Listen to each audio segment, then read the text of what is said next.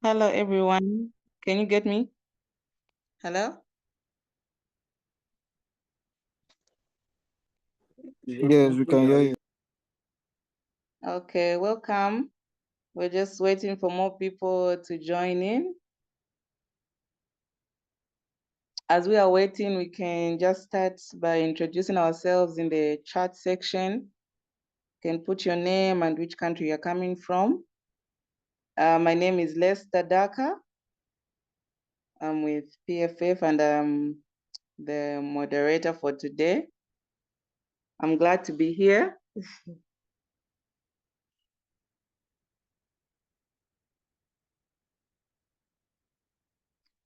Okay. Okay, thank you, Isaiah from Nigeria. Glad to have you. Okay, we have Gabriel. Hello. Glad to have you. Okay, testimony. Thank you for being here. Emmanuel from Nigeria. I guess other countries have not yet joined in. We have Adeyemi. Okay. I'm still, more people are still joining. Okay. Okay. Ines from Zambia. Glad to have you. Thank you. Okay. Kahinde from Nigeria. We have Omoseni from Nigeria. Okay. Shukurat. Okay, hello. Okay. We have Mercy from Osun State, Nigeria. Hi, Mercy. We have Moses Nweke. You're welcome. Okay, so I'm just going to introduce myself, just a few words. My name is Lester Daka, and I am from Zambia. I'm your moderator for today. Glad to have everyone here. I hope you can get me loud and clear. Okay, so I've been with... Okay, thank you. Yeah, I've been with PFF for almost a year now, and it's been such a pleasure working with them. I'm sure most of you have seen my name as we were advertising for the International Leadership Bootcamp, so at least you can put a face to my name. Yeah, so it's such an honor to be part of this great organization. And I'm honored to be here.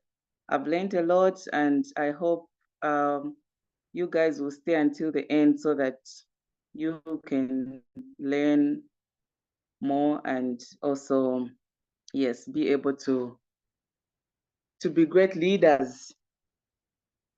Okay, so I'll just say a few things about the International Leadership Bootcamp. The PFF, I'm sure some of you were here yesterday, so I won't say much, but for those who didn't manage to join us yesterday and they're here for the first time, do you have people who are here for the first time who didn't manage to join yesterday? You can just type in the chat if you're here for the first time. Okay, great. So the ILB is organized annually by PFF. This is our fourth International Leadership Bootcamp. So we've come from far, and it's been amazing. So it is organized by the PFF Precious Fountain Foundation each year. So to inspire, train, and empower young people to lead a sustainable life in their various communities. Yeah, so the PFF International Lead Camp is to inspire, train, and empower young people to lead sustainable lives in their various communities and various strata of society. Each year, the training brings experienced speakers across the world with different backgrounds from different worlds. And these people have such what can I say, wide knowledge about leadership, the leaders that we bring, their experience, and that's why, and from all walks of life, like from different countries, so that we can enrich people. Yeah, so we have leaders from different countries who are experts, who are experienced, and they're here to teach you. Okay. Sorry, I'm sure you can still get me. I've removed the video.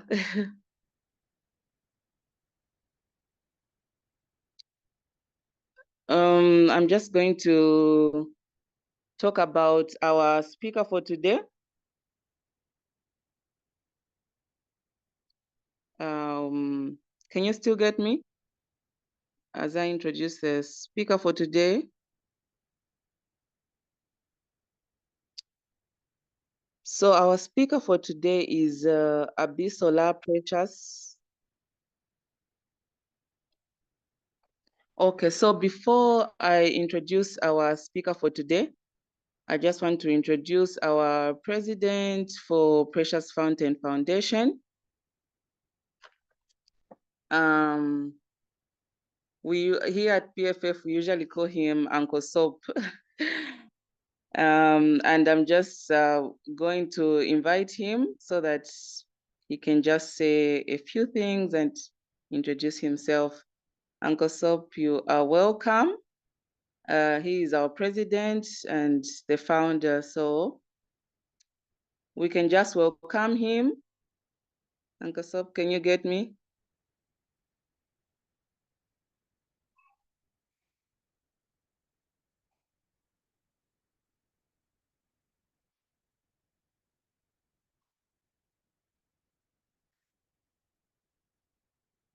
Okay. We can just welcome Uncle Soap as he's coming through. Hello. He's our president. Hello. How are you doing? Well, I don't know what kind of am I the president of Nigeria? I want to thank you, Lester, for hosting this event. Um, um, a quick thing to mention is that we are we were expecting Professor Bada to be here today, but the tiny problem we had was that she had a kind of a serious emergency, and what that means for us is that the content she has to deliver is not lost on us. Father has been a speaker consistently for the past 3 years. So whatever she says that she's had an emergency, we really believe her. And we know that her heart is with us and we really, really appreciate the effort she has made so far.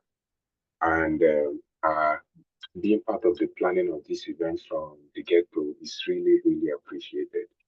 However, we also have seasoned speakers from PFF, people who have worked with us and are ready to deliver the same content.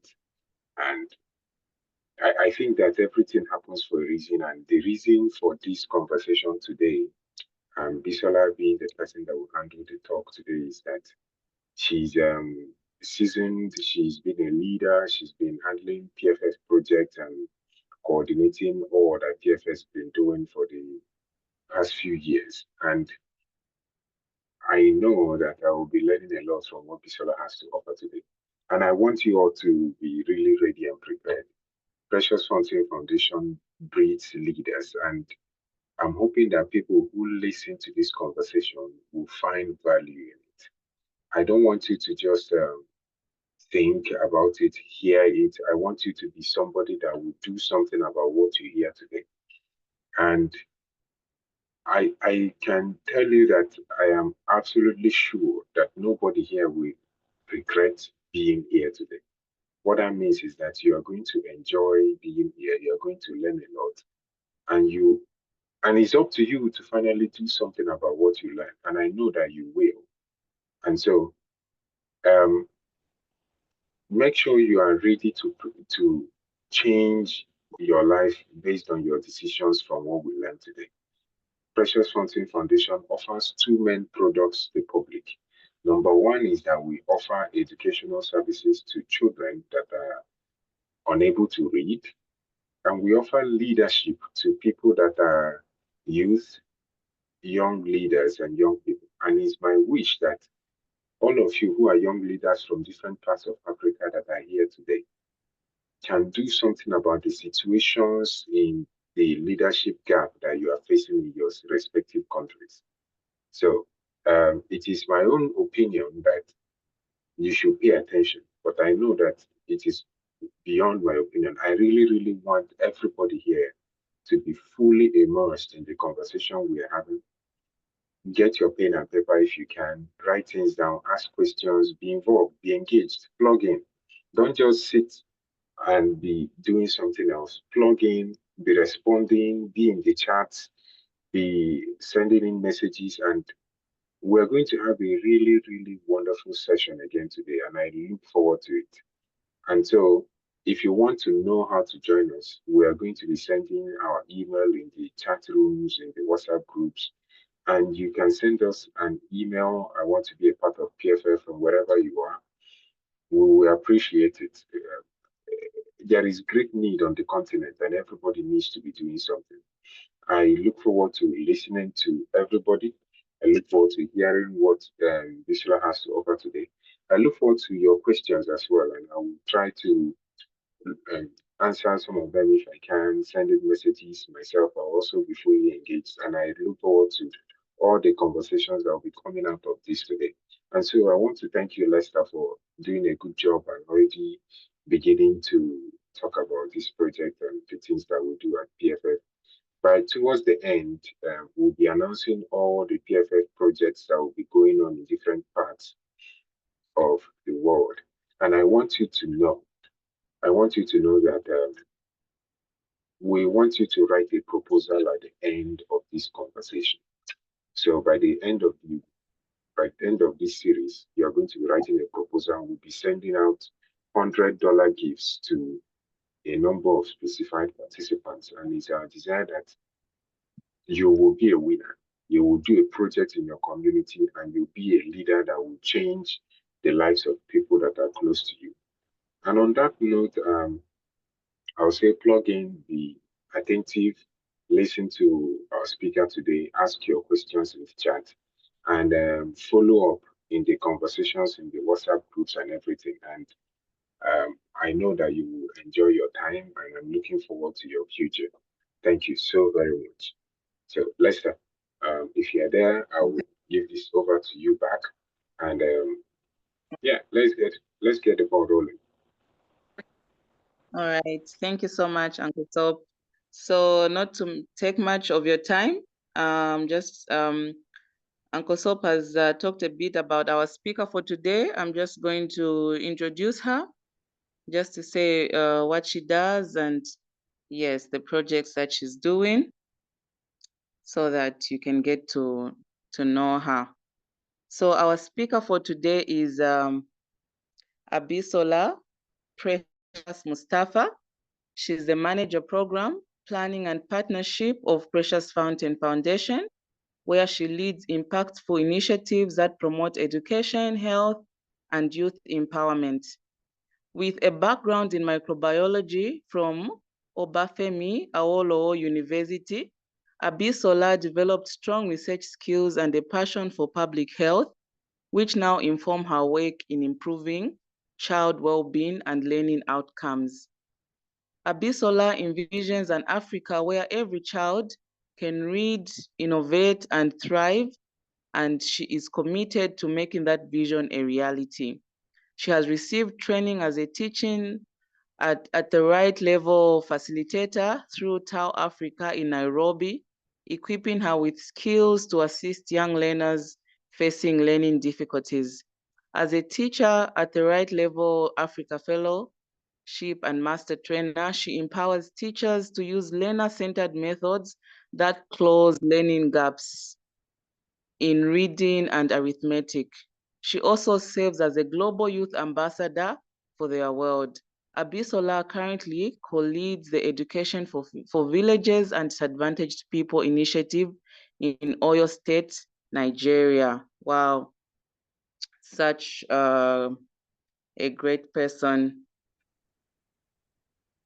So we can all just welcome her in the chat as she comes to share her knowledge. She has a great experience and we are so glad to have her to handle this session today.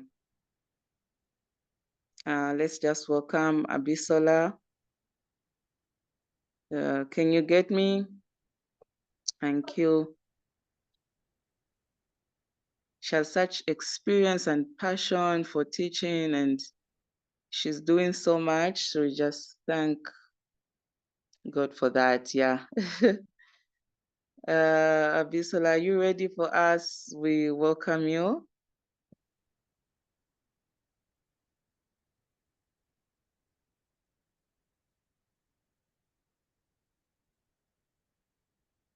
Okay. We can fill in our names. The attendance sheet is in the chat. Yes, so those who are just joining us, please fill in your name. Okay. As we said earlier, even just from the beginning, that the certificate will only be handed to those people who participate in this training, who will be present in all, yes, every day, all the days. Hello, Lester. Good evening. Good evening. Thank you, Abisola. How are you? I'm fine, thank you. Can you hear me? Can everyone hear me? Yes, we can get you. Can get you clearly.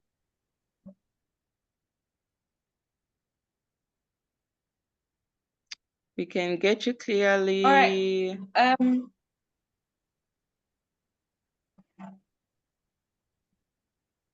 Okay. Can you hear me now?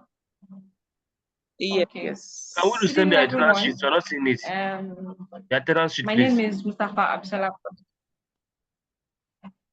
Okay, so please, our participants, if you have any questions, just put it in the chat and make sure that you're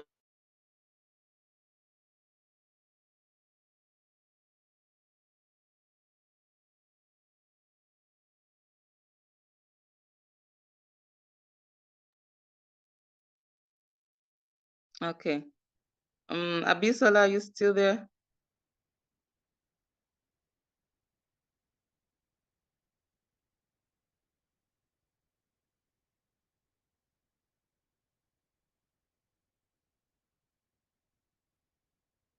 Hello. Okay, are you ready for me now? Seems you were making an announcement. Oh, yes, we are ready for you now. Sorry, just heard someone asking something. Okay, we're ready for you now. Thank you.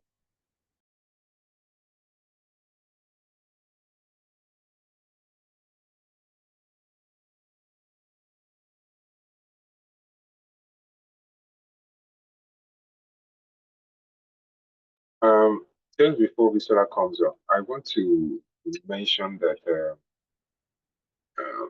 if you have any questions, just indicate by raising your hand. Use the raising hand portion of the chat. We will be able to know who is raising hands, who wants to speak. That way, nobody speaks out of turn. If you have any questions, it would be nice to share it in the chat. If you do want to respond to what is being said, drop it in the chat. Many of us are in the chat, ready and willing to work with you. And I think if Bisola's network is poor, we can share the slides from over here and she can talk to it. I think if she's back and stable, she can let us know. But if while she's doing that, Lester, you could go through the different programs that we have, because that's an announcement that we left for later, but we can also do it now if you want to fill in the time. I'm talking about things like the International Leadership Bootcamp that we're currently doing, the African Women Leadership Forum, and the EVDPI project that Abisola is heading, and things like that. I think it's good for people to know that this is where they can join. Okay. All right. All right. Let's start. Sorry, I think my network is kind of misbehaving. Can you permit me not to on my video so I can utilize the network properly? Okay, sure, no problem. It's fine as long as we can get.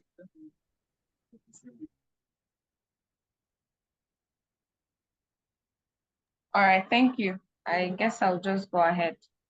Okay. Yeah, I'll just go straight to share my screen. Sorry, I joined with two devices. I'm sharing my screen from one of my devices. Is that fine? Sure, that's fine. Can that's you see fine. my screen? Okay. Yes.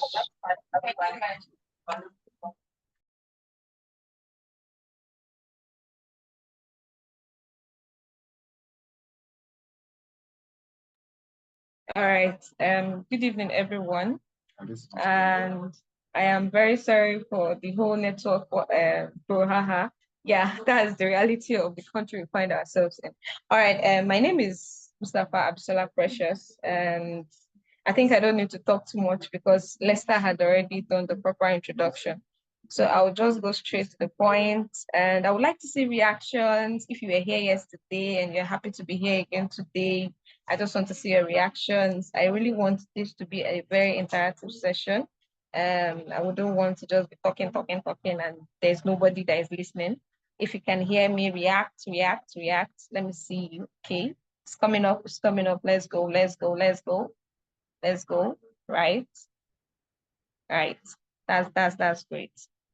Thank you. I think I like that. So we can quickly just move on. So today we're just building on from what was presented yesterday. And by the way, I really enjoyed yesterday, and I believe that today is going to be massive. So let's keep the energy alive, right? Sorry, I not see my face. You see my face sometime. I'll just show and go up just to manage my network. Thank you. So identifying leadership strength for 21st century leadership. So it looks like each century with their own style of doing things, and leadership is not out of it. Like we are talking about Gen Z, and now Alpha is coming. So for you to understand leadership, you just don't have to still be doing leadership the leadership way. So you just have to know the end thing. And since we are talking about strength, and we need to identify leadership strength for the 21st century. Who is in with me? Let's go. If you are in with me, can I see like the fire emoji to show that you're actually following? So moving on, the key objective of this session is to tell you what kind of strength do you need as a 21st century leader?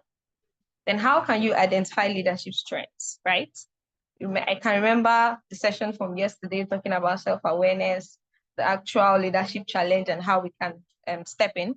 So we're just going to have a short recap from yesterday's session because, like I said, it's going to be a build-up from what was done yesterday. So I remember the core pillars of strength-based leadership. We had self-awareness, where you have to know your values, know your triggers, know your purpose, authenticity, lead with integrity, not limitation, not imitation, have your own mark, empathy and connection, build trusts and inspire loyalty, then courage to act, make hard decisions, take risks, be audacious, then growth mindset, learn, unlearn and adapt.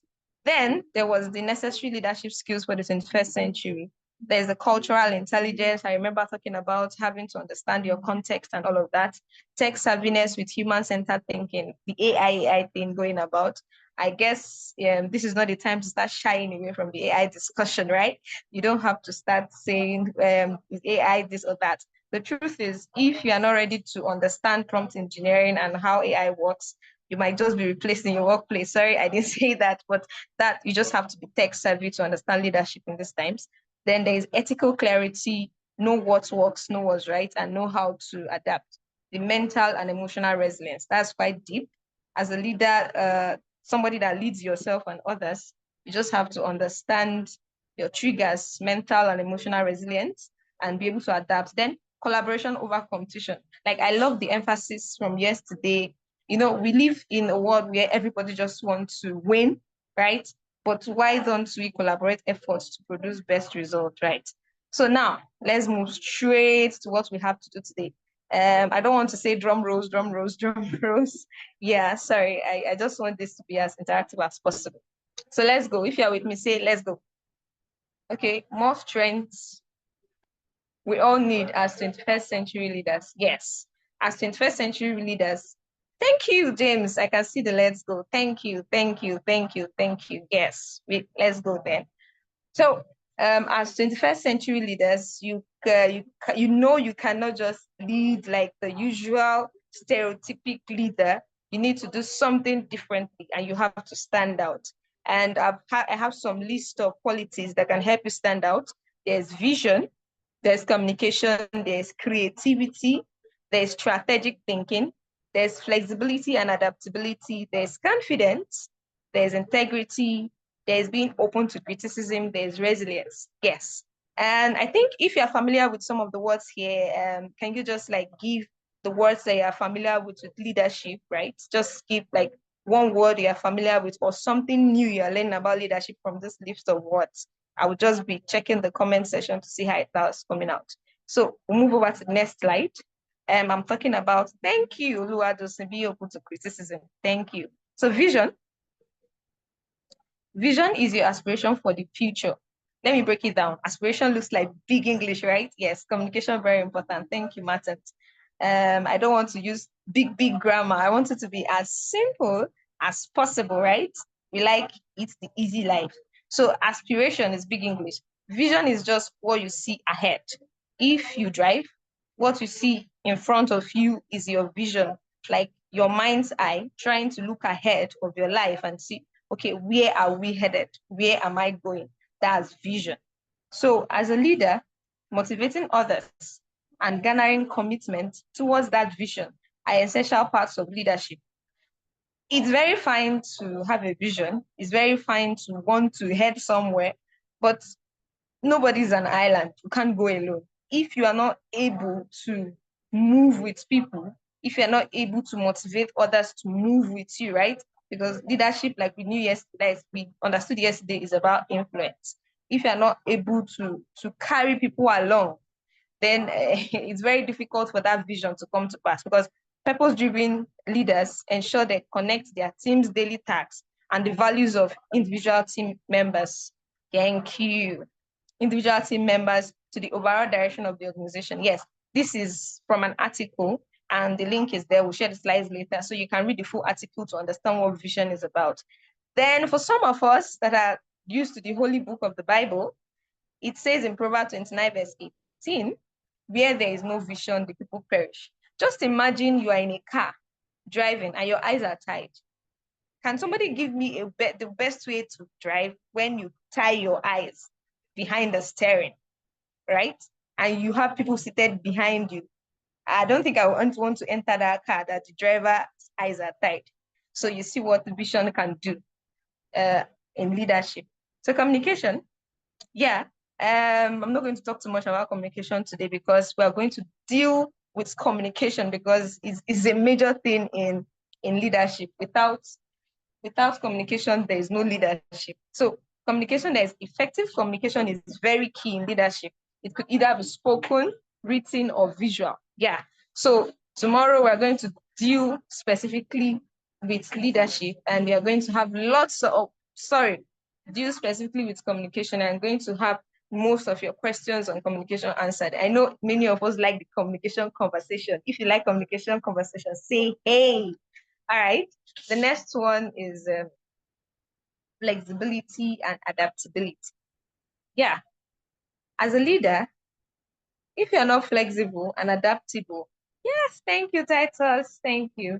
If you're not flexible and adaptable, you might not survive the 21st century heat. Because who else noticed?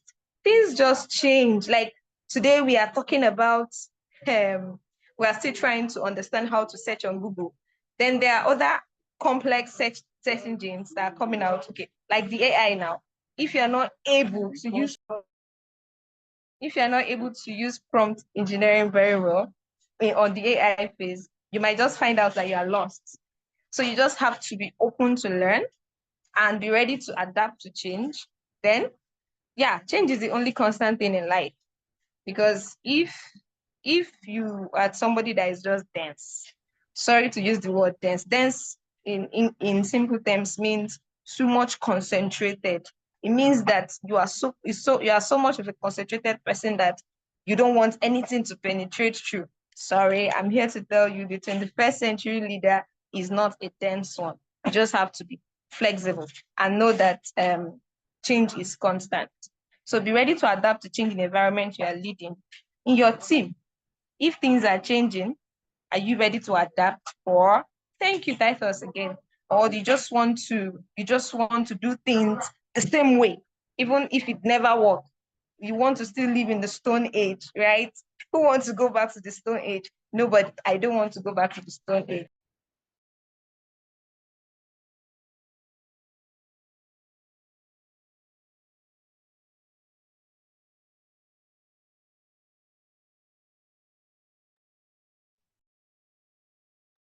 Sorry for that break in transmission.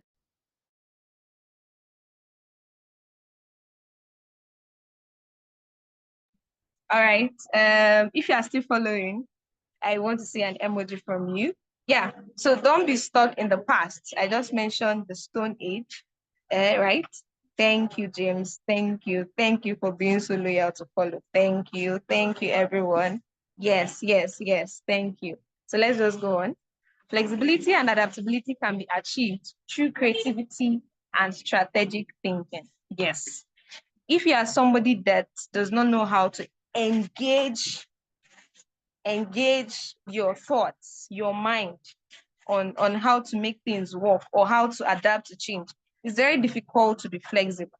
And I see in the comment section that yesterday there was strong dealings on adaptability. You see, we don't need to talk too much about it. So it's like a mesh. It's one works into the other, right? So we just move right to the next quality, creativity and strategic thinking, which also is a decision making, learning to make these good decisions as a leader.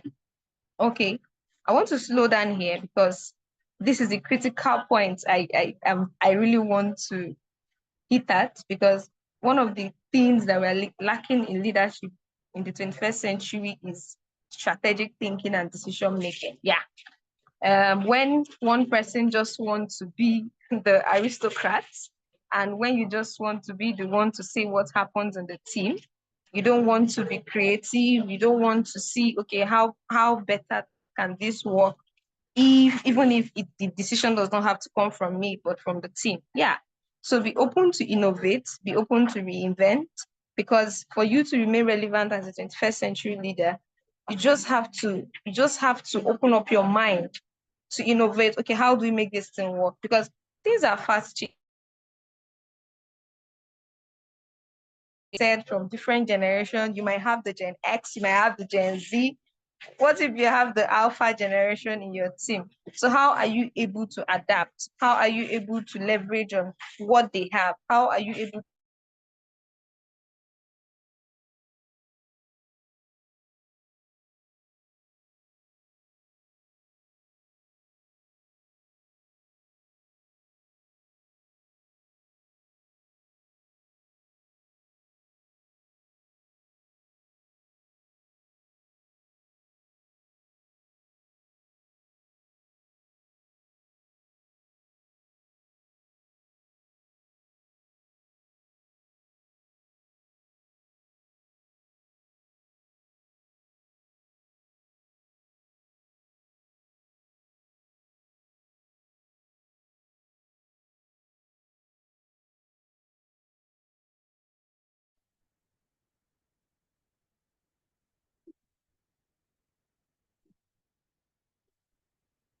Sorry, I think we lost the speaker, maybe due to network issues. So let's just exercise a bit of patience before she comes back.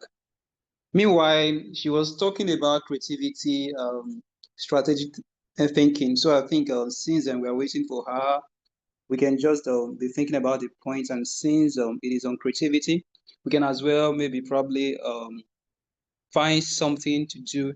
And from the slides, I saw that there was a question about what do you think about Nokia story? I think Nokia is one of those brands that almost everyone is aware of. It was the leading brand in terms of of mobile phones. However, we now have an Apple and Techno and other companies that are dominating.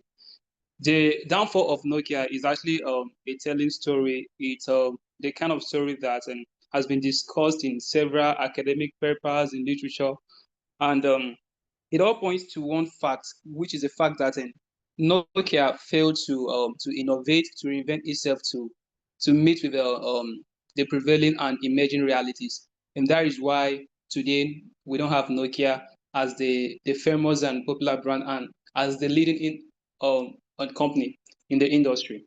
So while we wait for Bisola to come back, maybe we may just have to do a bit of something. You can please share your thoughts on what you think about the Nokia story based on what the speaker had said so far, because she made mention of points like adaptability, flexibility, creativity. So maybe if you feel like there is any of those points or those features that was lacking in the case of Nokia story, you can kindly type it in the chat. I believe that when she's back, then she's going to continue from there. Okay, yeah, I'm seeing something that they think they can dominate the market for long without leveraging on innovation. Yeah, that is actually wonderful because yeah, Nokia, they were there, but they were just like stuck in the past. They didn't really do more to produce those forms that are going to capture people. When you look at Techno is the kind of brand that captures a wide range of customers, those that are rich and are not well to do as well, because they know that not everyone is going to afford buying very costly phones. And as a result of that, they leverage and wide product and base, because they have different products that meet different customers. But Nokia failed to do that. Okay. Another problem here, okay, Nokia thought they are alive in the sense that without being innovative, only stuck in one product without developing it. That is my opinion. Of course, that is the same thing we are talking about. They fail to innovate. So as leaders, it's very important for you to be creative in what you're doing. As the world is shifting, as things are changing, you have to rethink yourself. And when you go to workplaces now, I think with the emergence of artificial intelligence and other emerging technologies, we have to rethink work in general. We have to try to upskill and to ensure that what we are offering, be it services or goods, they are able to meet the existing realities or what the customers want. Okay. Is there any other person? Okay. Nokia failed to think ahead. Yeah. They actually failed to actually look in the future. So maybe we can say that their vision was blurred, and to some extent it lacked foresight. They didn't see fast into the future. They stopped innovating. They were caught in globalization, holding on to their past instead of moving with the trend. Of course, that is correct. Any other person that? Oh, thank you very much for liking my insight. Wow. Thank you. So, okay, we're still waiting for the speaker to come back. Okay, I'm seeing Gabriel Francis. I think this is my namesake, Gabriel Francis. Okay. Nokia might have faced innovation issues, but missed out on futuristic plans for the company's growth. That is wonderful. Yeah, they actually missed out. Okay, another one. Nokia was late in transitioning from feature phones to smartphones. It underestimated the importance of innovation and customer change curve on demand and modern operating systems like Android and iOS. Okay, another point from James and Yebe. Okay, in my opinion, the company had no vision for the future, failed to bring new ideas on board as to sustain her monopoly within the tech market. Maybe, okay, maybe they were satisfied with their current state and achievement. Well, they were not really, I can't say they were satisfied. They were actually working hard. It's not like they just woke up and stopped producing, but they were just complacent in the sense that they thought they were producing quality forms and then they would keep on being the leading and company in the industry. However, and companies like Apple, they brought new styles, and then and Samsung. When you talk of Samsung, they knew that okay, we need to bring some fashionable and some clean, some phones that are going to look very smart. But Nokia, they were more concerned about the quality, and they failed to integrate some of the user and expectations into their products and development, and that really affected their their uh, their story. And that is why today Nokia is nowhere to be found. So since we're still waiting for, okay, Nokia failed to adapt to current market reality. And as leaders, you need to have long-term goals and objectives. So Nokia, I think they didn't plan for it. Yeah, really. Of course, we are going to meet some realities that you didn't imagine, but they are going to come up maybe as a per chance, because not everything you plan, and that is why as a leader you need to be flexible and be able to adapt, because you might have had a very nice plan. Let's just say that today we're supposed to have Professor Bada from India join us as the facilitator and speaker.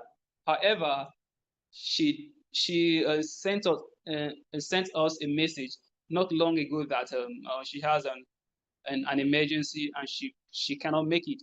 So we had to make sure that okay, this is the training that has been planned for quite a long time, and we have to proceed and we have to move in. And that is why we had to tap from one of our volunteers who has also done a lot in this area to come and speak to us today. So it's very important to ensure to adapt to changes, because some things are going to come to you not as planned, but you have to make sure that you are going to tweak what you planned and make sure that you address that situation or fit into that situation incorrectly. Okay, in a nutshell, okay, so since this person say in a nutshell, I think we have to move on to another point. Hi, In a Francis. nutshell, yeah, sir. Okay, I think what I will do now is I will take the rest of the conversation from you. All right, that's great. Thank you, sir. It's important that we're able to adapt to problems, and obviously we didn't envisage that this will be happening. Now, what I'm going to do now is I'm going to run the rest of the conversation, and I'm going to invite everybody to join me in thinking of how to be creative in adapting to the problem that we currently have. Now, it is true that Professor Bada is not feeling well. Sorry, I shouldn't have gone that far to say anything about what is going on with her. But it was our expectation that we will be able to continue. And I believe that it's also in her own interest that she sees us continue the project that we have in hand. Now, the topic that we have before us today is identify leadership strengths for a 21st century leader. There are different ways that I would think of working this problem out.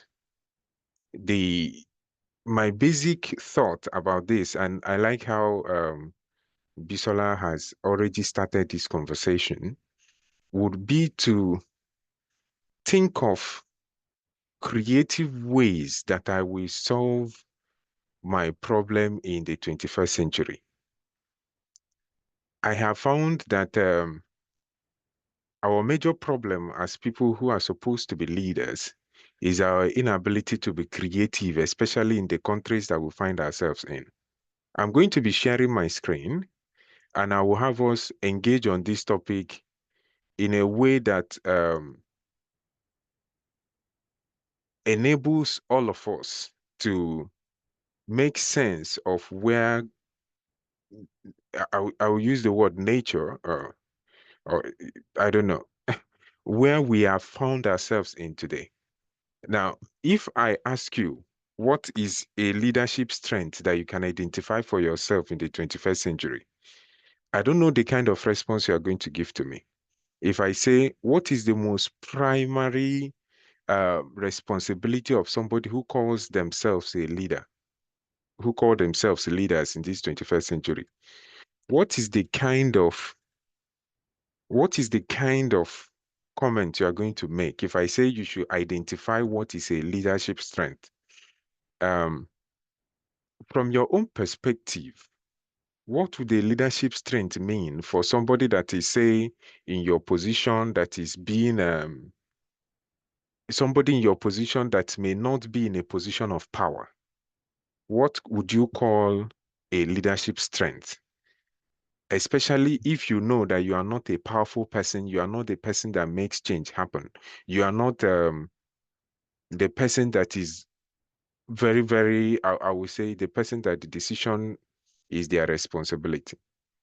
What that means is that you are called upon at this time to creatively manage what is the circumstance you find yourself in. And what I will say to that is this. For every one of us who have been called to be leaders, something important is born within us. And that important thing is that we should not be people that cannot use what we have to solve the problems around us. If I ask you now, as Africans, identify the 3 major problems around you, what would you mention that to be? If I ask you, can you tell me in the chat, what is the primary problem that you identify around you? Can you tell me what that is? You can just type in the chat if you want. I want to know those who can identify problems around them. What are the kind of problems that you have around you? For me, a problem that I have around me, majorly as a Nigerian, is the fact that we have politicians that do not have the fear of God. That is, we have politicians who don't care about what tomorrow brings, or who have no plan for young people. What that means for me is that if the actions of politicians are affecting my quality of life, what do I do about it? What can I do about making life better for myself and for people that are close to me, knowing fully well that I am somebody that my life also has value? Let me look at the chart and see some of the problems we've identified. Many of us have identified bad leadership, security, bad government, leadership problems. I think that everywhere we go across Africa, there is the problem majorly of corruption, bad leadership, that now results in young people not having a future, what they can do for themselves, or a life that they can live. And what I will say to that is this. Let's zero in more. Let me take, say, Agatha, for example. Agatha, can you tell me the bad leadership that you found in your area? What other thing has that bad leadership resulted in your community? So let me take, if you are here, Agatha, and you can raise your hand if you want to speak, and I will allow you to unmute yourself. But I want to talk to Njenga Kelvin, who has mentioned youth unemployment and economic inequality. And I also want to talk to somebody that has mentioned insecurity, Joseph Bios, which the reason why these problems are clear is that it is readily identifiable and is something that you can quickly point out as a problem in the 21st century. So I want to, if you are here and any of the people that mentioned these problems that I've called and you want to speak, I will let you speak if you raise your hand. But I want to talk about insecurity, for example. Let's say you live in a place where there is too much crime. What is the solution for a problem like that? A person who is a leader is called upon to think of creative ways of solving the problem they find around them. And a problem of security, for example, can be solved by you making sure that your community is well aware. Thieves don't just come to a place they have no information on. And I know this for certain because I've lived in places that had serious problems with security. And it was not solved until people came together, created watch groups for themselves, and were able to police their own community. I'm saying that if a single person wakes up to an action they can do to make life better for themselves, that single person becomes a pivot for change in the community and becomes a leader that people can think of as somebody that can solve problems in that community. And in a way, that becomes how a person develops resilience and strength that is important for being a leader today, which is the only form of leadership that I employ. I don't want to talk about leadership as something that happens to people in some remote area or, the idea of only somebody that has political power being a leader. I don't believe in that. I believe that a leader is somebody that identifies a problem in their community and does something about it. Now, you can have a lot of influence. Now, and if you don't use that influence to begin to solve problems in your community, I'm sorry, I don't even think of you as a leader. I have no respect for you. I have no respect for leaders that exist in communities that have a lot of problems, but can't even use that influence or that money or that thinking or the knowledge they have to do something about the problems they face in their community. If I live in a place that has a lot of insecurity, what I will do is that I will stand up from where I am, make flyers, go to every house, paste it on them, call people for a meeting. Let us think of ways to solve this problem. Does it mean that we have to put things on the street to stop people from coming in so that we do shifts of young people that live in the community to know who comes in and who goes out? That is a way to effectively use the resources that are available to you to solve a problem of insecurity that is happening in your community. You won't be able to do that if you are not somebody that thinks critically about the problems that you have. I take the question of gender-based violence again that somebody has mentioned. How will I be able to solve the problem of gender-based violence at my level with the kind of resources I have, knowing fully well that I'm not such a strong person? The truth is that gender-based violence is a difficult problem to resolve if you are not a sensible person that has leadership skills in you.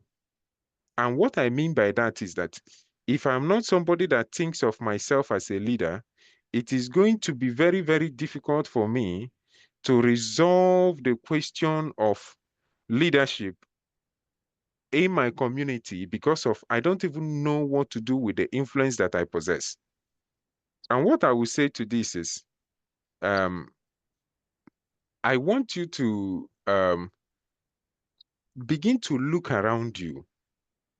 Use the core strength you have. That is the very strength that is available to you, and resolve problems in your community. That is the only way I can assure you that our talk today makes sense and is able to make a difference in your community.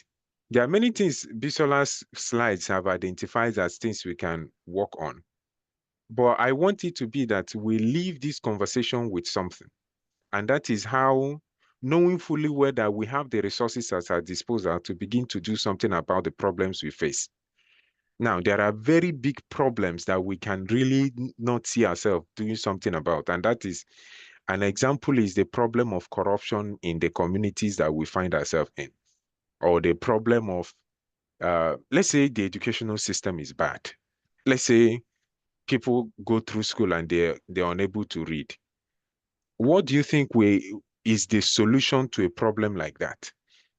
The solution to a problem like that is not coming from somewhere. And I really, really want to attack this issue of looking for somebody that will solve a problem when you are there. I will say this several times over. There are many Africans that believe in solving problems through somebody that God will send to solve that problem. There are many Africans, and I'm glad that there are many of us on this call who believe that God will solve a problem by sending somebody to solve that problem. You have to stop believing that. That will never happen. You are the solution to the problem in your community. If God gave you a working brain and a body that is healthy, he does not have to do anything anymore. If God gave you a working brain and a body that is healthy, I assure you, he does not have to do anything anymore. He has done everything he has to do. If I'm God and I create a human being like you, and I gave you a brain, a working body, you are healthy, I will not help you anymore. I've given you everything you need. Every society that works had young people inside them begin to critically identify how to solve the problems in their community. I'm telling you this because this is how I've run the later part of my life. Any problem I've seen, I have asked myself, how do I ensure that I solve that problem by myself? If I bring an angel to run Nigeria, Nigeria will still be bad. Let me tell you the truth. If I bring an angel to run Nigeria, Nigeria will still be bad. If I bring the most holy man to run Nigeria, Nigeria will still be bad until the people that are from Nigeria that have had this problem for such a long time understand that this is a problem they need to solve. Nothing can change. If you are familiar with stories in the Bible, which I think are fantastic stories, but they also teach a lot of lessons. The story tells, we have stories of people like Lot, where God sends angels to a community, and the people want to sexually abuse the angel. Because there's nothing an angel can do to solve a problem that the people inside the problem are not willing to resolve. You, no matter where you come from in this country, the problem you have in that areas of the country you come from, whether you are in Zambia or in South Africa or wherever, Tanzania, I don't care where you are joining this call from. The problems in those communities are on you to resolve. You are the person that has the responsibility to resolve that problem. I will not do it. I don't live there with you. I will not solve the problem. And this is really, really fundamental for this conversation. If we learn this thing, we can close this call now and everybody can go. Your strength as a leader is in identifying the sort of problems that are in your community and using the resources that are currently available to you to solve them. If children don't learn how to read, go and teach them. If you have no job, find something. There is work everywhere. And I know this sounds really cliche, but you can make wine out of water. That is the real story of Jesus turning water to wine. The real story of turning water to wine is not turning water to wine. The real story of turning water to wine is using the resources that you have at your disposal to create something that solves an exigent problem, a very, very necessary problem. That is what Jesus is telling you. There was no wine in the ceremony and he turned water to wine, means that there are resources that you have that you can change to suit the circumstances and the problems that you are facing in the community at that time. And I can say this in many ways, but there is no better way to say it than to say that you, that is a person on this call, must identify how to lead yourself. How do I lead myself? Some people will say a person that will change the world will first change themselves. Is your room dirty? Clean it. Clean your room. Jordan Peterson will say anybody that will change the world must first clean their room. And that's very true. Clean the room that you woke up from. Arrange the bed. Sit upright. Talk sensibly. Shake people. Look them in the face. Change the orientation that you have about yourself. And then move from there as a person with power and responsibility. Setting up something like this and talking is easy. I can talk about these things if I've not done anything about it. Oh, if we start complaining about our countries now, oh my goodness, everybody has something to say. Everybody. If we start complaining, my goodness, there is so much to complain about. So much to complain about. So much to complain about. If we say, oh, tell me about your corrupt politicians, my goodness, everybody has something to say. Everybody has something to say. Everybody has a complaint to make. We all know the politicians that are evil. But then if I say, what will you do about this problem? Then people get quiet because, oh my goodness, my life is going to be at risk. I am going to find, oh my goodness, I don't want to step on toes. I don't want to be the person. Can't somebody else do it? But the answer is no. No, nobody is coming. It's you. It's you. You are the person that will solve this problem. And the way you solve that problem is by starting in that community you live in, that street. There is a house you live in, right? It may be a dilapidated house. That's good. Start from there. What would I do? Gather yourself together, clean up the room, think of the problems that you guys have. There is bad roads, there is insecurity. That one that you have in your very before, begin to solve that area. Don't worry about the bigger one. Don't think, oh, there is a bigger problem out there. There is something way more out there. No, no, no, no. Calm down, calm down. I love you. You have a lot of strength, but think of the one that is within your control. And I want to tell you, as you begin to chip away at little problems that you have around you, you begin to see pathways for solving the bigger ones. When we started PFF, it was just once a week meetings that we were doing online on WhatsApp, sending out messages, talking with people. Just keeping that going took a lot of stress because you had to arrange with speakers. You had to announce the project. I had to learn how to do designs on Canva and things like that. Just little by little. And today we are bringing in a conversation that we have speakers from all over the world coming in. But it started from solving little problems that we have. And we have not even done anything. We have not done anything. I assure you, we have not even done anything. There are so much problems that we are not able to solve. And I've looked at it, I said, I can't solve all the problems in the world alone, especially for the place I come from, which is Africa. I need you to deputize for me. I need you to get in on it. Begin to solve the problems in your community, in your family. Do you have an abusive parent? Talk to them. Let them know that this cannot continue. Is your result bad? Begin to study and read your book and figure out how to pass. Like problems that you have that are peculiar to you, know that there is no savior. You are the savior. That's why you are the person that the world is waiting for. And I think that all that has happened in making it difficult for both our arranged speaker to connect and the replacement speaker to be here brings you to this point where the responsibility is clearly laid on your shoulders. Identify the problems in your community, solve them. Identify the problems in your community, solve them. If there are insecurity, if there are cult groups, if there are problems of sexual abuse, nobody will solve those problems for you. I can say this many times. You are the person that will solve that problem.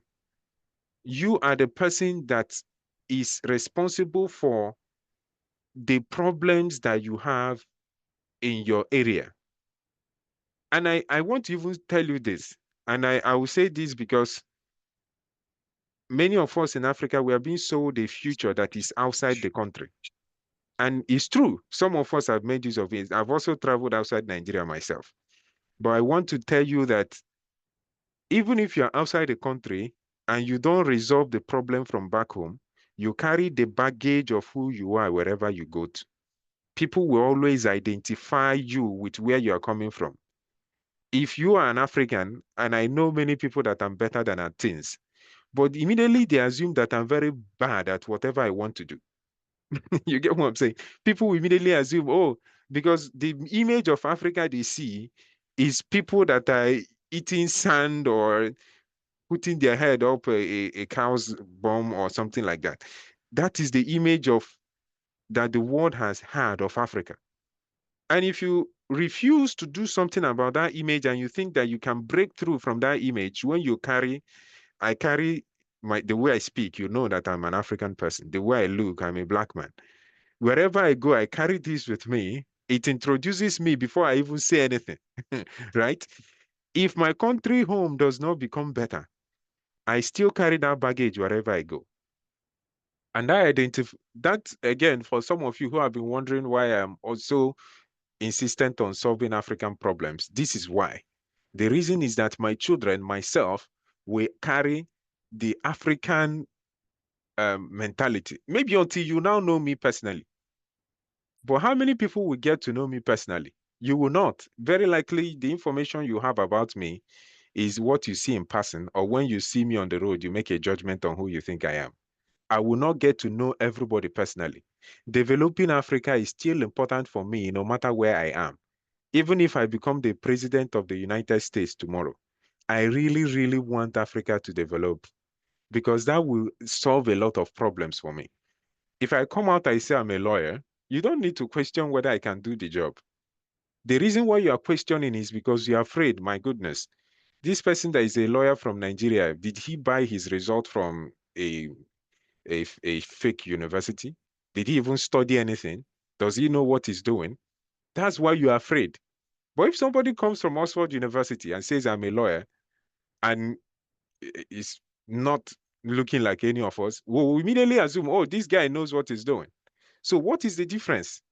What is the difference? The difference is that you carry the baggage of the place you are coming from, and people will judge you based on that even before you say anything. Before you open your mouth to say anything, people already have made an opinion of what they expect somebody that looks like you will be. And then I tell you that some of the problems that we can resolve, we don't even need so much to change it. We don't need a lot of things to change some of the problems that we have in society today. And if your place is dirty, I see somebody on the chat mentioning the fact that where they are, there is so much dirt on the road. But you know that there is really nothing big about changing that problem. To change that problem, you may need to pick up dirt by yourself or set up areas that people can throw away their dirt and put signs on the road. We cannot put dirt here anymore. Some of those problems don't require so much to resolve. But our learned helplessness, that is a phrase I would like you to put in your head. That is, learned helplessness is a feeling that people believe that they can't do anything by themselves until somebody comes and does it for them. So you are living in a street, it's dirty, but you can't clean up that street. You are waiting for the government to come and clean it. That is a person that is weak, but he's not weak because there is no power in his body. He's weak because the mind is weak. The mind has been cut down. And when we ask you to, we invite you to send us proposals by the end of this session, this whole series of conversation. Francis, we are ending on Friday, right? I want you to talk about problems that are close to you. Don't think of any big thing to do. Don't think of... It starts today, Oh, not Friday. Saturday. That is good. So don't think of curing cancer or whatever.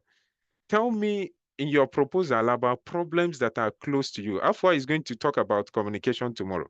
And I really, really believe she's going to do a very, very good job, right? However, I need you to tell me about the problems in your community that you'll be resolving. Don't tell me that you want to do something out there. No, tell me the problem in your community that you want to solve. I want to hear it.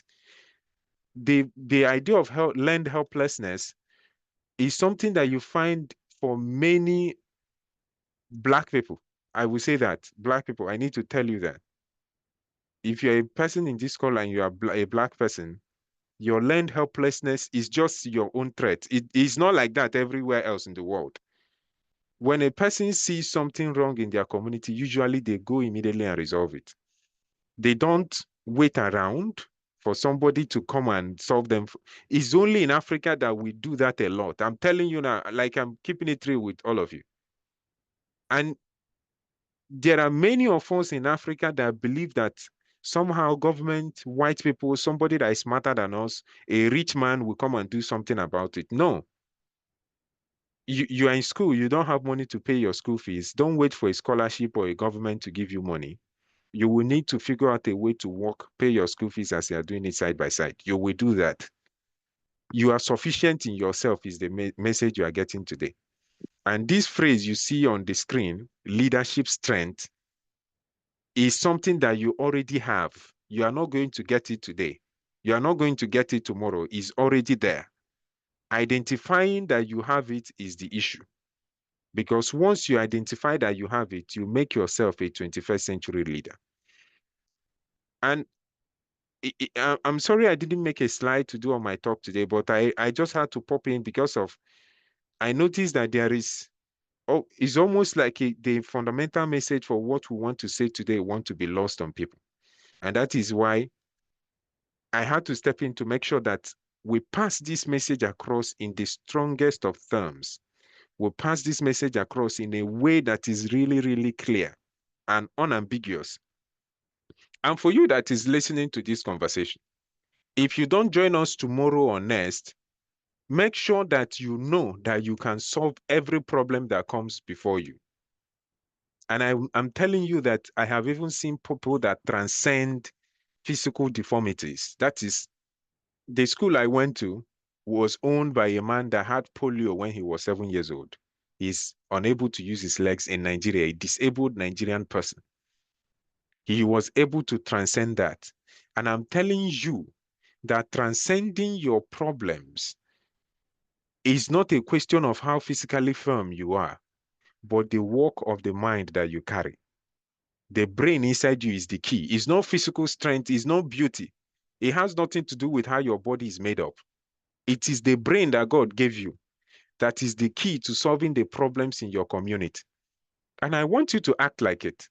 I want you, everybody on this call, to act like it. If that is the only thing that you take out of this call, do that. And I'm going to wrap up now by saying that all the strength that we require for making our society better is already inside us.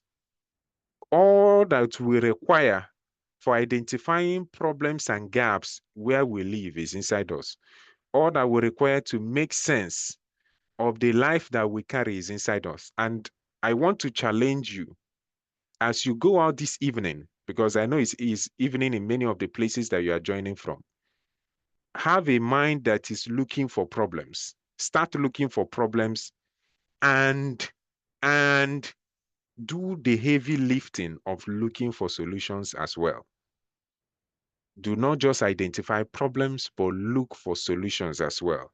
And this is I will give you this assignment. Tomorrow we'll talk to you about it. I would like you to tell me what you're able to identify as the problems that you could solve when you come tomorrow.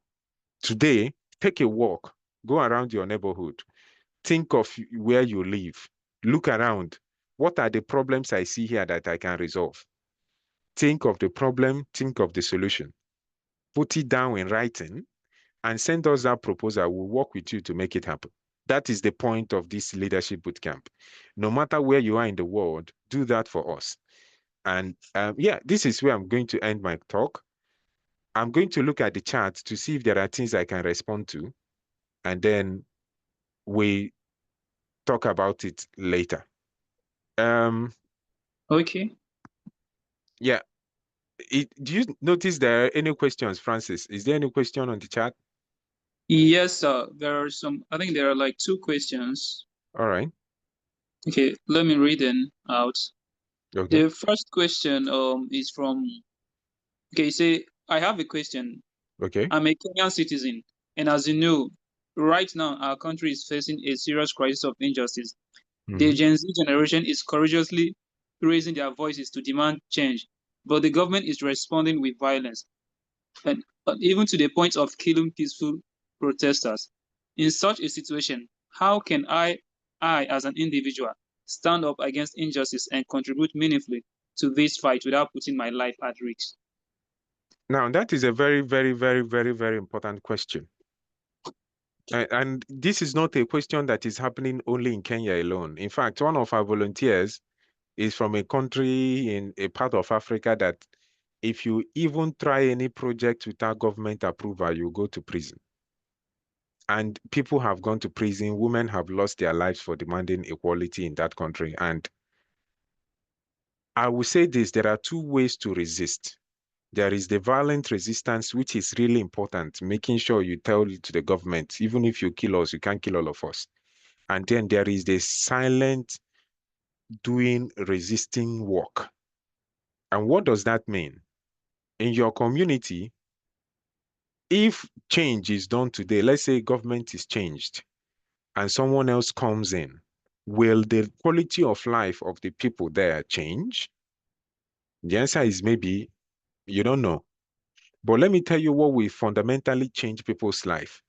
If the children in your community all learn to read, in a way, you are creating a future for them. So resistance work can come in two ways, is what I'm saying. You can be the person in the front line. You can be also a person that is educating the next generation so they don't become like their fathers. And this is a crisis in Africa. Many of our elders are useless, to be honest. They did not support or create a world where younger people can thrive. And so you, at the age you are in, is a perfect time for you to make sure you don't create the future that has made it that you, a young person, is having to fight for change. And what does that look like? Educating the people that are there today. Educating young people is a very big way.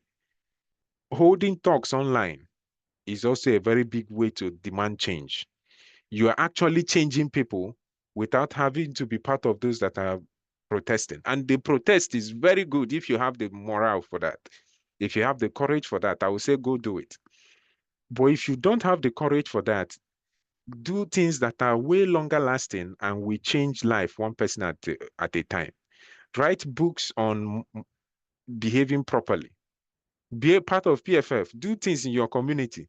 Let people see that there is a change coming from somebody like you. And begin to inspire the next generation is what I'm saying.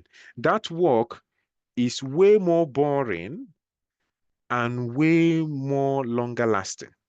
If you begin to engage like that, it's boring. It's not going to look like you are doing much, but keep at it. Over the years, the time will tell, and the change in the life of the children and the young people that you mentor will tell the truth of that matter. Another way to do that is to be truthful in the business you do. Say the truth when you are dealing with people. Respond to people on time. Make sure you treat people with respect. Do your business ethically. That's also a good way to make sure that you are driving change. I don't know the job you do at the moment, but let's say you work for the government. One way to make sure is that there is no bribery around you.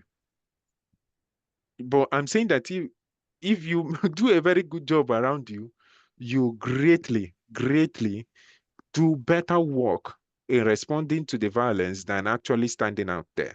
And I'm saying both of them are right, but let me be honest with you, many governments have changed in Africa and people have continued to suffer. It is important for us to begin to drive change, not only from the top, but from where we are. Your sphere of influence is fundamental. The community around you, if you're a Muslim, the children in the mosque. If you're a Christian, the children in the church, the people that live in the same street as you, begin to talk to them and to mentor them.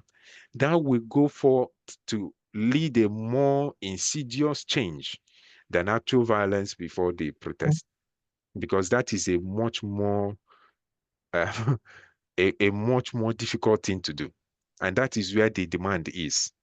You get it? It's not a quick fix, and this is one thing you must know: the change we are looking for, it's not a quick fix. That's why you need strength. Strength speaks to durability. I will continue doing this thing no matter how many people fall on the wayside. I will keep going. Be durable. Keep going. That is what strength is. I don't know if I've answered your question. There are two ways to address this. Join the protest if you can, but fundamentally do the heavy lifting of inspiring a new generation of people so they don't become like the elders that you are fighting against today. Okay, well, thank you. Yeah, thank you very much, sir. We have other questions in the chat as well, but I Yeah, go think for one it. of them you already spoke to that because the person was asking that, and we have been voicing about some of those challenges, but what can we do? And I think you already spoke on that. Yes, The and I'm willing to speak on that again, which is if there is, I think the question you are referring to is the question by Owana Isaiah, which is we are faced with corruption, poor education, insecurity, and lack of food resources and inflation. Classic. If you remove Nigeria, put Ghana there is the same thing. Remove Ghana, put Kenya is the same thing. Remove Kenya, put Egypt is the same thing. That is the problem all over Africa. We have this problem of people in leadership that don't reflect the people that brought them there. And that is because these people have no leadership in them. That's the truth. To make the change, it is you that will make that change. You are required to make that change. Start with where you are. Do the job that you've been given. And yes, eventually you will have to face the behemoth themselves, the satanic people that are in charge of making sure people keep suffering. But build momentum by having a crop of sensible people behind you. That is the point of my talk today. Yes. Okay, sir. The other question is sir, I have a question. What if the community or group of people I'm trying to help solve a problem are resistant to the problem or to the solutions and offering or are against the help? That is a very good question. And this is why you must know how to help people. You must know how to help people. And what I will say is this: you may have a very good idea, but the way you come across it is really arrogant. People will not like it. You will have to train yourself because you are not holier or wiser than all of them. And this is identifying a problem also means identifying how to communicate the solutions that you have to the problem. Is all better than not doing anything. But by all means, think of those people as victims. I have done things. Let me tell you a simple story. There was a community I was in, and I said, I'm going to help organize barbing for children before they go back to school. And we did that. And the community came out to say, it's possible that I was organizing that barbing because I wanted to use the hair of the children for juju, Nigerian juju. Um, I want to go do something sinister like witch stuff with the children's hair. But I did not. Like that, somebody will hear something like that and say, oh, I will never do anything with these children anymore. They think that I'm evil and all that, but that is not the truth. That's not how I thought about it. I understand where they are coming from. I understand what will lead them to have that kind of thinking, and I empathize with them. And this is a good talk that I want to is nudging you to, which is I understand that these people are also victims of a system that does not want them to think. And so I explain to them, I bring a priest, I explain to them, there is nothing like that. You can imagine even believing that hair can give people money. Hair cannot give you money. That kind of thinking is part of the things we want to dismantle today. If you want to make money, you have to run a business, exchange value for money. That's the only way you get money.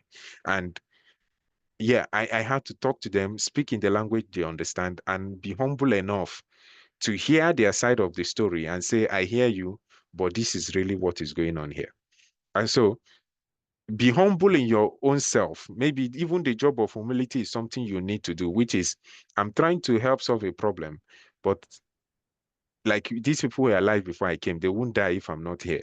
And so I will make your life better, but that does not mean that I am like a salvation to you. I will help you in solving a problem and hope that the community will take it up. But eventually, if the resistance to what you bring is bad, then you need to change the packaging or the message you have, or go to another community that believes in the value you offer.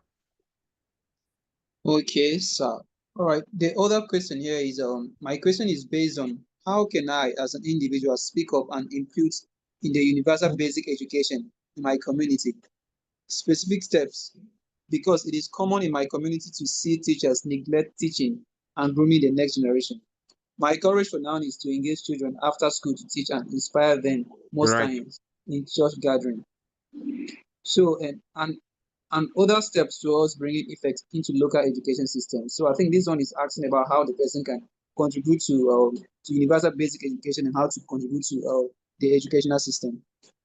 And that's a very good question. This is literally what I was doing when we were starting. I used to go to several schools and teach children and all that.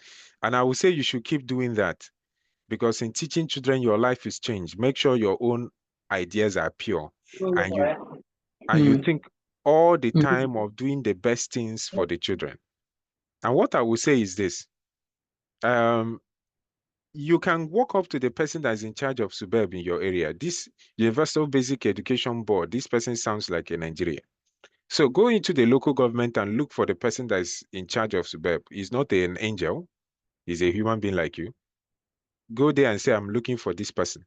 Ask questions, ask the principals, how can I integrate this work into what you are doing? And try and raise money in the community. If I were you and I come from a place where teachers are not taken seriously, I can begin to speak to them. In fact, I don't like, I would just tell you this. When Peter Obi was the governor of Anambra State, he had sessions to, Peter Obi is a presidential candidate in Nigeria who was a governor of a state. He had sessions where teachers will come and they'll be trained by Fela Durutoye, who runs a mentorship sessions and things like that. In teaching the teachers, he helped to upgrade their mentality to make them believe that they have a good job they are doing. And that is why I lived in Anambra for a while. Anambra State has one of the best public education systems I've been in. And I've been in many states in Nigeria. I've lived in so many of them.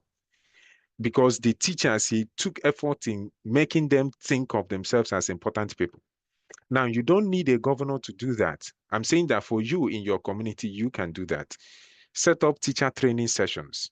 Raise money in your community and get people, get people talking about how to make life better for teachers. Reward the teachers. Do something like an award for teachers. Talk to people in your community. This just requires somebody that will know that this is a problem and do something about it. You get what I'm saying? Yeah, so groom the teachers, talk to the teachers, let them see themselves as actually doing something worthwhile. And you will see the outcome in the life of the children that they are teaching. Because if somebody believes that the work they are doing is sensible, the people that they are working on will begin to feel that impact. They will come to school, they will be more energetic. And what will also happen is that the people that really hate children will begin to drop out because there is a spotlight on them. And so, Gabriel Francis, I'll say you should keep what you are doing. Keep doing it. Let me know if you need our support and write a proposal to us. Although I shouldn't tell you on time, but we will very likely fund something like this. We'll give you money immediately. Do it. We want you to do something like this, you know? But write it very well. So it's not if you don't win, you say it's my fault. I need you to actually put effort into writing it. But this is the kind of thing that we are looking for. I immediately resonate with a question like that. Yes. Okay, sir. I think you have answered all the questions because the other one was similar to the one that we just discussed about, and if the persons that you are trying to effect change in the community, if they are resistant, so you have already addressed that. Right. So I think we are done with the questions for now. Oh, good. I like the fact that out of something that could have been really messy, we're able to make something good out of it. And I would Yeah. say that a community that resists the change you have to offer, maybe they've not seen the reason why that change is important. And you can always change. Let me give you an example of how I worked with a community. Now, I used to work with there was a church that I worked with. I've worked with so many churches. And there was a case where the priest was abusing children. And I tried to get the man arrested, but the community didn't want that to happen. And what I did was I began to hold sessions with the students and children that were in that community to let them know that even if somebody that is um, very up there, somebody you respect, wants to invite you into their room, you say no. When I did a series of that, many of the children came up with testimonies of what that man had done to them. And he didn't do it alone, he did it with many other people. But the community didn't want me to come and deal with their priest. Oh, our priest, we love our priest, we love our pastor. And what I did was to go straight to victim education. We did a lot of talk, a lot of series of talk to girls, to boys, because the guy was doing with anybody that he could find. And what we did resulted in many of the children learning how to respect themselves, say no, and avoid coming in contact with people that will lead them in that part of life. And it was really helpful. I can tell you that. So I changed my strategy from trying to confront the person that was the abuser to educating the victims on how to avoid the abuser, because the community was intent on protecting that abuser. And for sure, I was ready to do whatever it takes to take this man down. And this is important for you because you are going to find so much resistance that you will think that this is actually not making any sense. Why would people not want somebody that is doing so much evil to be resisted? You don't know. Maybe people are, or many of the people that are in positions of authority are tied up with that kind of thing. But you can take another step that will bring you to the place of actually getting to the point you are trying to make. And what happened when we started too much victim education, some of the parents rose up strongly about that man, and he was fired from that position. You get what I'm saying? Some of the children will now go back to their parents and be like, Mommy, this is not good, and that and that. And they rose up a kind of strong sense against the man, and they had to remove him. But that would not have been possible if we didn't do anything. And I'm telling you now, there are different ways to figure out how to solve a problem. Do not be tied by, oh, the people don't want it. No, you have to be really creative. Be creative in solving problems. Be really, really creative in solving problems. And I look forward to listening to your future, the great things you will do in life, and how much impact you make in society. Thank you so much. I will give an opportunity because I don't know if we're out of time. Okay, we still have a few minutes. We can use those for announcements, but if you have any further questions, let us know. If you want to raise your hand to ask a question, do that. But otherwise, we are going to wrap up. I will yield the floor to Francis and Lester to carry on from here. All right, so thank you very much. Thank you very much. And thank you to everyone who stayed tuned. Please, let's kindly appreciate our impromptu facilitator and speaker for today. If you learned something or if you enjoyed the session, please let's appreciate our facilitator for today in the chat. Let's appreciate him through your reactions. Okay. I'm seeing some. Yeah, okay. All right. Let's do more. Okay, I can see that. All right. So thank you everyone for staying tuned today. Today it wasn't as we envisioned, but then I will say that it has been a success. We have been able to learn something. And I believe that the lessons we are taking home today are going to be useful in our leadership journeys. And one thing I would just like to add is that when we are talking about leadership, you mustn't be in a position or you mustn't be holding a title for you to be referred as a leader. You can lead from up, in the middle, or below, provided you are able to influence some decisions and make some positive impact in the society. We are going to consider you as a leader. And we believe that you are all change makers and leaders in your respective communities, in your lives, and wherever you find yourself. And the purpose of this leadership training is just to inspire you, to encourage you to keep on, and to also take some practical steps in applying what you have learned and what you have in mind. Okay, so thank you all. I've seen your reactions. I will just be making some few announcements. Just like yesterday, Uncle Sob and mentioned that we have a couple of programs that we run at Precious Fountain Foundation. So I'm going to be reading some of them, and if there is anyone that you have interest in, kindly just message me on WhatsApp or any of the admins. And I'm also going to send the email of PFF, and if you want to join PFF, you can easily send your CV and cover letter. And if you need more information, just reach out to me or any of the admins. For the programs, and we have a couple of programs. We normally have monthly seminars. They are organized and every month, where we normally bring on some facilitators and speakers and who have experience in various sectors. The essence of these seminars is to connect people with experts, and to also get them to learn how to take some practical steps in excelling academically, because most of the things that we discuss in the seminars they are related to your academics, like scholarship and the rest. There is also the African Women Leadership Forum, which is basically for only women. I think they have already accepted some persons in, but you can be on the lookout for subsequent editions. There is also the International Leadership Bootcamp, which is the one we're having today. We have an annual essay competition. I think it has been closed. We are not accepting entries anymore. There is going to be a leadership training for students in Imo State University and Obafemi Awolowo University. So if you want to connect with us or get to know PFF more, and if you are a student of Obafemi Awolowo University or the Imo State University, kindly participate or join any of these events. Just be on the lookout. There is also an event in Obafemi Awolowo University again. That is the best lecturer. We're going to reward the best lecturer based on the votes that came in from the student. They selected their best lecturer. So we're going to do that. If you're in that school, please kindly join. We also have an UFODO project, which is in Enugu State.